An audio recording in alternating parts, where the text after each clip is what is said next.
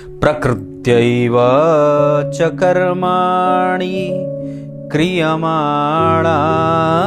सर्वशः यः पश्यति तथात्मानम् अकर्तारं स पश्यति।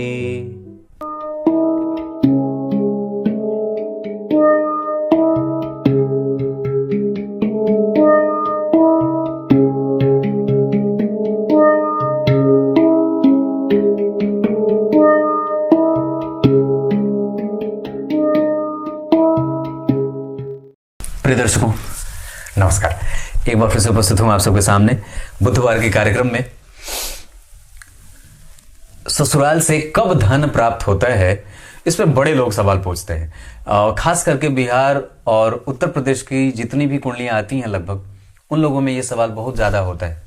सो आप लोगों के सामने मैं इसी विषय के साथ उपस्थित हूं। शुरू करते हैं आज का कार्यक्रम। कहीं नहीं जाना है, बिल्कुल बन के रहिएगा। कार्यक्रम देखने के बाद जय श्री कृष्णा अवश्य लिखा करिए और कम से कम पाप करने से बिल्कुल ही बचने की कोशिश करिए। आइए मैं झट से आपको सबसे पहले आपको बताऊं, अगर आप मेरा कार्यक्रम देखने बैठे हैं, कल से ही या आज से ही यह नियम बना लें कि आपको प्रत्येक दिन मंदिर जाना है।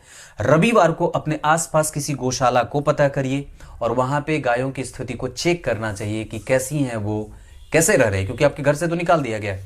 दूसरे नंबर पे अगर कोशिश करें, एक वृक्ष के लगाने का बड़ा फल होता है। अभी मैंने किसी को बताया था, कोई था नजदीक में ही, अभी कल ही परसों मेरी बात हुई, तो मैंने कहा कि आप अगर ग्रहों के चंगुल से फंसना नहीं चाहते, उनमें उलझना नहीं चाहते, मुक्त होना चाहते हैं, तो कम से कम एक अशोक का वृक्ष अवश्य अपने जीवन में लगाना चाहिए। ये सब काम आप लोगों को भी करते रहना चाहिए। और आपके पास अगर आपने गुरु दीक्षा नहीं ली है तो अवश्य ही किसी गुरु को ढूंढ करके जो योग्य हो, जो बहुत ज्यादा, जो आजकल के कॉरपोरेट न हो। कॉरपोरेट कहने का मतलब है कि जो बहुत ज्यादा इंटरनेट पे नहीं है, बिल्कुल ही अलग है। जैसे मेरे गुरुदेव से मैं आप लोगों को तुरंत ही मिलाने की सोच रहा हूं, तो ऐसे लोगों को सोचिए, जो ढूंढिए, जो आपको गुरु दीक्षा देने की योग्यता और क्षमता रखते हैं और वस्तुतः उनके अंदर वो नारायण की भक्ति हो, जो खुद भी नारायण के सेवक हो। ऐसे लोगों से जरूर ही अपना पाला जोड़ करके रखिए। आइए मैं सबसे पहले आपको ससुराल से धन प्राप्ति के योग बता देता हूं।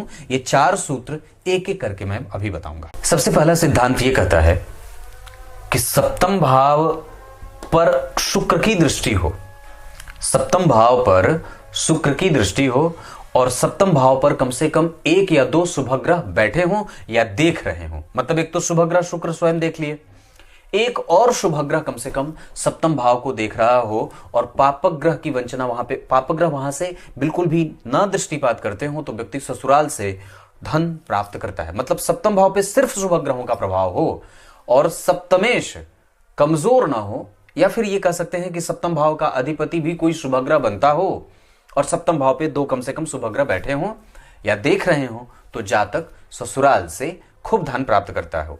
ये स्थिति और भी ज्यादा तब बलवती हो जाएगी जब सप्तम भाव में किसी भी शुभ ग्रह की राशि बन रही हो या सम संख्या की राशि का निर्माण हो रहा हो और उस भाव का अधिपति वहीं बैठा हो, 2, 4, 6, 8, 10 यहीं बैठे हों। पापक ग्रह अगर मंगल बैठे भी हैं तो कम से कम 2-2 शुभ ग्रह उन्हें देख लेना चाहिए। तब जातक को जीवन में उसके ससुराल से धन प्राप्ति के योग बनते हैं। अब दूसरे सिद्धांत पे लेके आता हूं। जन्म कुंडली के दूसरे भाव के अधिपति और जन्म कुंडली के सप्तम भाव के अधिपति सप्तम भाव में एक साथ बैठे हों। ध्यान से समझिए, सप्तम भाव के अधिपति और दूसरे भाव के अधिपति एक साथ सप्तम भाव में बैठे हों, उस पे शुक्र की पूर्ण दृष्टि हो और एक और अन्य शुभग्रह गुरु की दृष्टि हो, तो ये जातक को ससुराल से खूब सारा धन कमाने को बोल देता है या ससुराल से खूब व्यक्ति को लाभ मिलता है। आपको यह देखना है कि इस भाव के अधिपति कौन बन रहे हैं और वो यहां बैठे हैं क्या। और अगर इस भाव के अधिपति यहां बैठे हो और इस भाव का अधिपति यहां बैठे हो, परस्पर अगर आपस में संबंध भी बना रहे हो, तो भी व्यक्ति ससुराल से धन प्राप्त करता है। यह दूसरा सिद्धांत था। अब तीसरे सिद्धांत पे लेके आता हूं।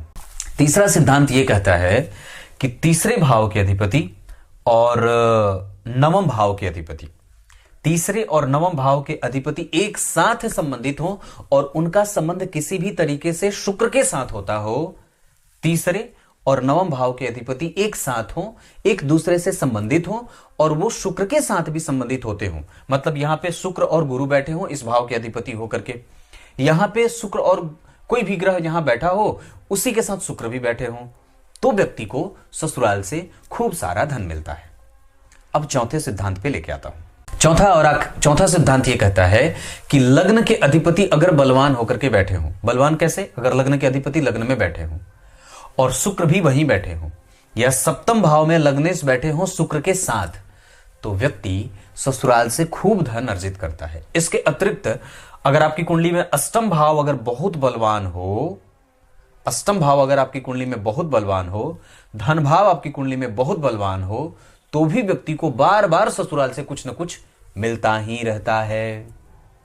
अब आइए आपको गीता जी के श्लोक का अर्थ बता देता हूं। गीता जी के 13वें अध्याय के 30वें श्लोक में भगवान ने बात कही है कि जो प्रकृति के प्रत्येक क्रियात्मक गतिविधि को ईश्वर के द्वारा किया जा रहा है ऐसा ही समझ रहा है और अपने आप को सिर्फ वो दृष्टा मान करके देखता ही रहता है और उसके ही परिणामों से खुश और हमेशा खुश रहने की कोशिश करता है, या वो उस चीज में प्रसन्नता ढूंढ लेता है, उसको परमात्मा की इच्छा और आज्ञा मान लेता है, वो व्यक्ति कभी भी दुखी नहीं होता और निसंदेह वो परम पद को प्राप्त करने की योग्यता में सबसे आगे खड़ा है। कुछ इसी तरीके से आज के कार्यक्रम का समापन करते हैं। थोड़ी सर्दी है इस वजह से छोटा कार्यक्रम बनाया, नहीं तो कुछ और बनाता। तब तक के लिए बहुत बहुत नमस्कार।